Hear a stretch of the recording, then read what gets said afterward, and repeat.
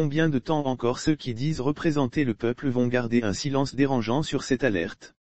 Pourquoi parmi eux, personne ne veut oser interpeller le ministre du Commerce afin que les quantités de produits pétroliers commandés à chaque fois par le Togo soient sues de tous et que, ce faisant, tout contribuable réalise que les fonds prélevés sur chaque hectolitre de super et de gazole couvrent largement les besoins financiers en entretien routier. L'exécutif gouverne et le législatif contrôle l'action de l'exécutif. Et quand il y a des alertes sur un peine de la gestion de la chose publique, il revient à ceux qui parlent et agissent au nom du peuple de se faire les porte-voix des lanceurs d'alerte pour interpeller qui de droit et exiger des explications. Parce que dans la structure des prix des produits pétroliers au Togo, il existe une rubrique dont les prélèvements devraient couvrir largement les besoins en entretien routier sur toute l'étendue du territoire national. Le 18 novembre 2021, Kassa Traoré Zouératou, ministre des Transports, a tenu une réunion de programmation pour dégager le projet de budget programme pour l'entretien routier en 2022. Et à l'issue des travaux, le coût estimatif pour cet entretien s'élève à 30 609 300 000 FCFA et la Société autonome de financement de l'entretien routier, SAFER, est chargée de mobiliser cette somme via les postes de péage et les augmentations récemment imposées par le gouvernement. J'exhorte tous les partenaires et acteurs impliqués dans le processus de gestion de l'entretien routier à prendre un nouvel élan qui doit se caractériser désormais par une transparence dans le processus de passation des marchés sans perdre de vue les paramètres de qualité, de coût et de délai dans l'exécution des travaux. La SAFER, quant à elle, conformément à son agenda, devra redoubler d'ardeur pour assurer le financement de l'entretien du réseau routier national, demande la ministre. Les chiffres rendus publics font état d'une mobilisation par la SAFER de 30 milliards à la date du 15 novembre 2021 pour sa participation aux frais d'entretien routier de cette année. Contre 21 milliards en 2020. Et d'aucuns parlent de progression de 43%. Et puis quoi, est-on tenté de questionner? L'esclave qui n'a pas encore réalisé sa condition d'esclave peut difficilement s'indigner pour ensuite se révolter. Le contribuable togolais sait-il qu'il paie déjà pour l'entretien des routes lorsqu'il se pointe dans une station d'essence pour acheter le carburant super ou le gazole? Dans toutes les structures des prix des produits pétroliers que le ministère du Commerce publie à chaque variation du prix à la pompe, il y a toujours au niveau, douane, la rubrique, fonds d'entretien routier, à la ligne 15. Cette rubrique indique clairement que, pour une commande d'un hectolitre, soit 100 litres de super ou de gazole, il est versé au service de la douane 3500 FCFA destinés à l'entretien des routes au Togo. Mais que comprendre par là? Deux exemples concrets portant sur les années 2015 et 2016.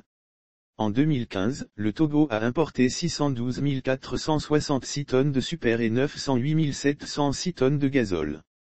Soit respectivement 612 466 x 35 000 F et 908 706 x 35.000 FCFA. Ainsi en 2015, les recettes du fer ont rapporté à l'État togolais via les douanes, 21 436 310 000 FCFA pour le super et 31 804 710 000 FCFA. Donc un total de plus de 53,241 milliards FCFA. En 2016, le Togo avait importé pour 717 390 tonnes et 948 630 tonnes respectivement de super et de gazole. En opérant le même exercice, on s'aperçoit que le super a rapporté 25 108 650 000 FCFA et 33 202 50 000 FCFA pour le gazole, soit exactement 58 310 700 000 FCFA. Que déduire de ces deux démonstrations? Les besoins en entretien des routes vont crescendo, la construction des routes augmentant avec les années. Ce qui signifie que les besoins antérieurs à 2021 ne peuvent pas être supérieurs. La ministre Kassa Traoré Zouératou et ses collègues avaient estimé que le pays a annuellement besoin de 30 milliards annuellement pour entretenir les voies. Et que les recettes mobilisées par la SAFER n'atteignaient pas ce montant, raison pour laquelle les frais de péage ont été récemment renchéris sans considération aucune de la précarité dans laquelle vit le contribuable.